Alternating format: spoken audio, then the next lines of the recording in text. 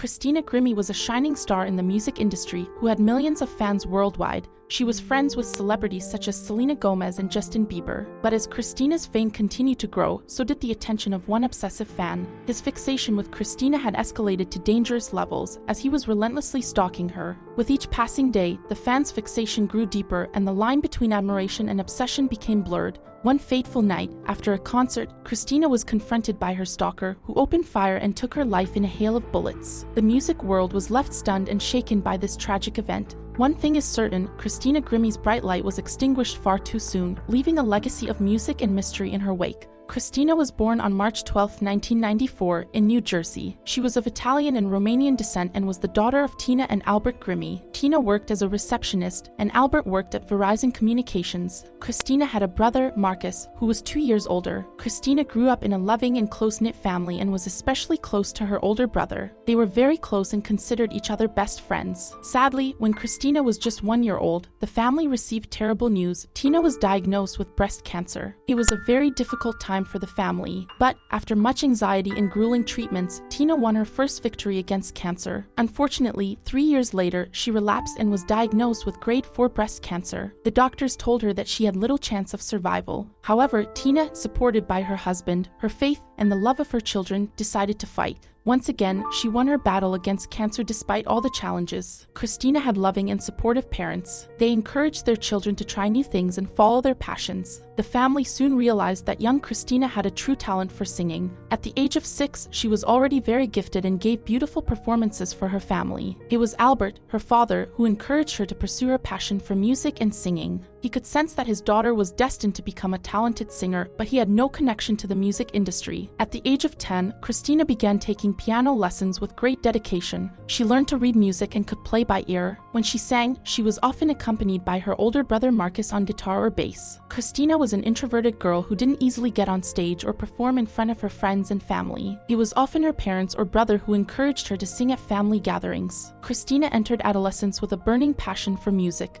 She loved spending hours in her room arranging and practicing songs by her favorite singers. From time to time, she recorded some of her covers to share with her friends or family. Inspired by Justin Bieber's beginnings, one of her best friends encouraged her to open a YouTube channel to upload her covers. Thus, in 2009, at the age of 15, Christina launched her YouTube channel. Christina and her brother were also both passionate about video games, and they loved playing Zelda together. So, she named her channel Zelda X Love 64. On July 17, 2009, she posted her first video, a cover of one of Miley Cyrus's songs, which was one of her idols. Thanks to the magic of YouTube, a few hours later, the video had already garnered tens of thousands of views, and Christina received numerous positive and encouraging messages. Immediately, she showed the messages to her parents, who did not react in the same way. Her mother, frightened by the excitement generated, asked her daughter to remove the video immediately. She was concerned that the internet and social media are dangerous, and besides, her daughter was only 15 years old. But her father did not see things the same way. He had always supported Christina and was convinced that his daughter was destined to become a talented singer. He managed to convince his wife, and so Christina continued to post videos on YouTube, but they wanted all contacts to pass through them first. Motivated by this first success, she covered many other famous songs by singers and posted them on her channel. Her success was skyrocketing, and her second video received millions of views, and she gained thousands of subscribers. She became very popular quickly, which brought significant changes in her life. She received many comments congratulating her on her talent and asking her to perform certain songs. But unfortunately, there were also bad sides to this journey. She discovered that not all people are kind on social media. Some sent her messages criticizing her voice, her appearance, and particularly her nose. It is not easy for a 15-year-old to take all these remarks, but she was supported by her parents, who encouraged her. During this period, she stopped going to school and her popularity grew. Thus, her parents decided that she will continue studying at home. It did not take long for her success on YouTube to attract the attention of other much more famous YouTubers, such as Kurt Hugo Schneider and Sam Tsui. When Hugo discovered her, he was working on a compilation project of Miley Cyrus covers and immediately thought Christina would be the best person to collaborate with on this project. He met with Christina's parents and convinced them, thus Christina and Hugo began collaborating with success. In November 2010, she collaborated for the second time with Kurt by covering Just a Dream by Nelly, and the success was huge. Within a year and a half of starting on YouTube, she already had over 500,000 subscribers. A few months later, she participated in a YouTube competition and got second place. Selena Gomez discovered Christina through her covers on YouTube and was immediately drawn to her voice and personality. She showed her videos to her mother, who was also her manager. At first, Christina's mother was not enthusiastic about Selena's interest in her daughter, but Selena managed to convince her to come to Los Angeles to sing backup vocals on her upcoming album. Christina was ecstatic about the opportunity and spent the summer with Selena and her family, forming a close relationship with both Selena and her then-boyfriend, Justin Bieber. Christina and Selena shared a passion for music and had both experienced the negative effects of fame, such as harassment and negative comments on social media. Together, they worked on Christina's music and career, with Selena's mother, Mandy, becoming Christina's manager, marking a decisive turning point in her career. Selena's network and connections, as a star herself, helped Christina's career take off. To pursue her dream, Christina and her mother decided to stay full-time in Los Angeles. This opened doors for Christina at Disney, and she became the host of a video game show. At the same time, she released her first album, which she performed alongside her brother on guitar. She opened for Selena's tour and her popularity soared. Christina, who began on YouTube, remained very close to her fans and subscribers and was extremely grateful to them. In 2014, supported by Selena, she participated in the famous TV show The Voice. She impressed the judges with a cover of Wrecking Ball by Miley Cyrus, and all 4 members of the jury turned their chairs for her. She chose to join the team Adam Levine, but the show was not even over before Lil Wayne and his label Young Money wanted to sign her. She finished third, but her popularity exploded after the tour. Eventually, she signed up with Island Records, a well-established production company, and released her second album in 2016. At 22 years old, she even starred in a romantic comedy film called The Matchbreaker. Christina, still supported by her parents and accompanied by her brother and best friend, was living her dream. The only shadow in this idyllic picture was that her mother had a relapse of breast cancer. She was now on her second relapse, and the prognosis was not good. But she kept on giving concerts, and for several weeks, Christina had been preparing to play with a pop-rock group called Before You Exit. They were scheduled to play on June 10, 2016 at a venue called the Plaza Live in Orlando, Florida. In the afternoon, Christina posted a video on Facebook to encourage her fans to come to the concert that night. At 6 p.m., when the doors opened, the crowd seemed excited, and at 7 p.m., Christina and her brother Marcus took the stage. The crowd seemed pleased, and no one noticed a man in a plaid shirt and black cap leaning against the back wall. No one paid attention to him, and Christina had no idea that this man, Kevin James Loibl, would change the course of the evening. Kevin was born on March 10, 1989, and grew up in St. Petersburg, Florida, with his parents and his brother. He was a very introverted boy, and other kids found him weird and too calm. He had no friends and spent most of his time alone in his room on his computer playing Warcraft. After finishing high school, he enrolled in college but only stayed for 3 years. Unfortunately, in 2010, his mother died of an overdose of aspirin. The official version indicated an accidental overdose, but her death deeply disturbed Kevin. His mother was an abusive and violent woman who didn't hesitate to beat her children, including Kevin and his brother. He had very tense and conflictual relationships with his mother. He even encouraged her to commit suicide on several occasions. When he learned of her suicide, he felt extremely guilty and responsible for her death. After this tragedy, he dropped out of college and returned to live with his father and brother. His father had a relationship with a woman Kevin didn't like. She was rather fond of drinking, and he and his father had a toxic relationship.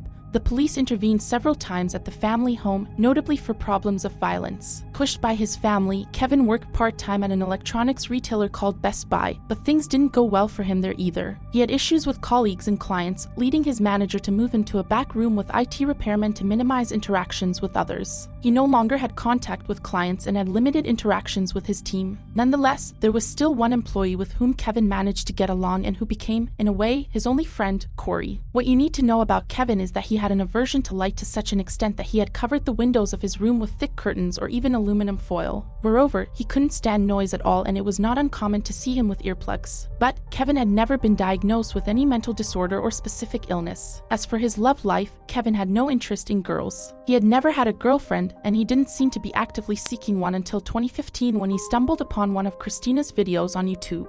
He then fell head over heels for her and became fixated on her. He started watching her more and more often, but it didn't stop there. For him, Christina was the perfect woman. He was touched by the fact that she was also a big fan of video games, and he thought that they would make a great couple and were matching perfectly. Becoming more and more obsessed with Christina, he spent hours and hours on social media. But Kevin was not a fan like any other, and gradually he started telling everyone, especially his colleagues at work, about her. He told them that he had met an incredible, perfect, intelligent, talented, and very beautiful girl, and when his colleagues legitimately asked to see a photo, he simply showed them her Facebook page. His colleagues knew that this was a lie. Knowing Kevin and his relationship problems with people, it seemed impossible that he was in contact with a girl like Christina. But Kevin was categorical. He told them that he and Christina were going to get married, that they played online video games together every night, and that they were extremely happy together. Coworkers noticed his delusions and requested the manager's intervention, but the manager believed it was not his responsibility and took no action as it was a personal matter. He kept telling anyone who would listen to that for now they couldn't see each other because of her career, but soon they were going to be reunited.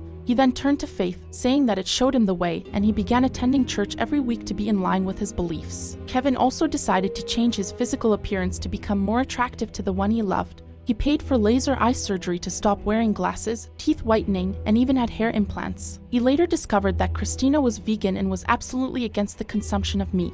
He decided to become vegan himself and lost 22 pounds. Kevin invested time and money in this future relationship, but one day he realized that things didn't seem to be going as planned. Soon, he discovered in the press that Christina was in a relationship with her producer, Steven Reza. It was a real shock for Kevin, who felt betrayed. He was deeply hurt, and in May 2016, a few weeks before the concert, he went to a store to buy 2 weapons and ammunition legally. He bought a concert ticket and returned scientific magazines borrowed from his friend Corey, telling him, "I love you, man. I'm tired and I'm ready to go." Corey found it strange but was accustomed to Kevin's peculiar behavior. On June 9th, the day before the concert, he put some toiletries, the 2 guns, and the 3 boxes of ammunition he had bought into a bag. Since he did not live near the venue where the concert was to take place, he ordered a taxi to get there. He took a hotel room for the night. The next day, the night of the concert, he showed up at the entrance of the venue. There was no metal detector, but there was a security service that only checked the bags of the various spectators to see if they had brought food or drink with them. Kevin, who was hiding the 2 guns under his shirt and his hunting knife attached to one of his ankles, had no trouble passing through security checks because there was no body search. Throughout the concert, he stayed at the back of the room, leaning against a wall with his hands in his pockets. He seemed extremely nervous. At the end of the concert, Christina, who had no idea of Kevin's existence and the danger she was facing, took the time to meet some of her fans backstage. Quickly, a line formed, and many young women wanted to hug Christina, take a photo with her, or show her their affection. Christina was gracious and had a word or a gesture for each of her fans present. But in the queue, Marcus, who was behind his sister, quickly spotted Kevin, who was also waiting. He was much older than the other fans, and on top of that, he seemed extremely nervous, almost frighteningly so. When it was his turn to talk to Christina, he didn't say anything, didn't move, and stayed frozen. Christina then opened her arms to hug him, and that's when Kevin pulled out his 9mm gun and fired 3 times. The first shot hit poor Christina in the head. The other 2 other shotguns hit her chest, and the young singer collapsed to the floor. In the hall, there was chaos. People screamed, ran, not understanding what was happening, and tried to escape. Marcus heroically jumped on Kevin, grabbed his weapon, and managed to disarm him. Kevin straightened up, backed up against the wall, and pulled out his second gun. He then turned the gun and shot himself in the head. He collapsed in the concert hall, causing a panic. A doctor who was present immediately took charge of the severely injured Christina, who was barely conscious, but she was bleeding heavily, and was taken to the hospital. Unfortunately, by 11 p.m. that night, she was declared dead. The announcement of her death shocked millions of fans who followed her on YouTube. 3 days after her death, 500 fans organized a candlelight vigil in her hometown. Her brother, Marcus, very emotional, paid a final tribute to his sister and his best friend. "She was a great girl. She loved this city. She loved this state. She loved to sing. She loved the Lord, and she loved me. She was my little sister." On June 16, 2016, Christina was buried privately with her loved ones in her hometown. Selena Gomez, who was deeply affected by the tragic loss of her friend, dedicated a song to her during a concert, during which she broke down several times. On the same day, Justin Bieber, who was performing in Winnipeg, dedicated a song to Christina. He had met her and had created a strong bond with the young singer, but on stage, he also collapsed and said, "Grimmie, can you hear me?" Many other celebrities paid tribute to her on social media, including Christina Aguilera, Gwen Stefani, Pharrell Williams, Demi Lovato, and Adam Levine, her coach on The Voice. Adam Levine wanted to help Christina's family by financing her funeral. On September 2, 2018, the family experienced another loss when Christina's mother died at the age of 59 after losing her battle with cancer. It's scary to think some people, if obsessed enough, can kill others. Kevin suffered from erotomania, believing that someone of higher social status loved him. He believed Christina was in love with him despite never meeting her. He considered her love songs as proof of their love and thought they were meant to be together. But when he found out she had a boyfriend, his delusion was shattered, leading to resentment and ultimately tragedy. He couldn't bear the thought of her being with someone else, so he killed her. After this tragedy, many questioned the security measures in place. Christina's brother was considered a hero for immediately tackling Kevin and restraining him. He may have prevented a real massacre and saved dozens of lives. Since this tragedy, security measures have been strengthened. Metal detectors have been installed at the entrance, and pat-downs have become mandatory. If these security measures had been in place from the beginning, Kevin would have never been able to enter the venue armed. Thus, this tragedy could have been avoided. According to Kevin's family, he had never talked to them about his obsession with Christina, and they didn't even know that he had bought weapons. They had no idea what he was going to do. After the tragedy, they left a note on the front door of their home, saying, "Deepest sorrow for loss to the family, friends, and fans of the very talented, loving Christina Grimmie." No other comments. Christina wanted to give back the love her fans gave her. She never hesitated to take a photo or sign autographs. She had built a relationship of trust with her audience over the years. As I mentioned earlier, she told them that she considered them friends. She was always very positive and won the hearts of her fans. Unfortunately, her good heart caught the eye of the wrong person. As for her family, I hope that her brother and father will be able to heal from this tragedy, especially since they lost both Christina and Tina in 2 years. Also, a foundation was created in the name of Christina called the Christina Grimmie Foundation. This foundation helps families of the victims of gun violence. If you're interested in providing your support, I've included a link to her foundation in the description box below. Simply click the link and make a donation to help make a positive impact. Every contribution counts. Thank you for listening, and don't forget to follow for more crime stories.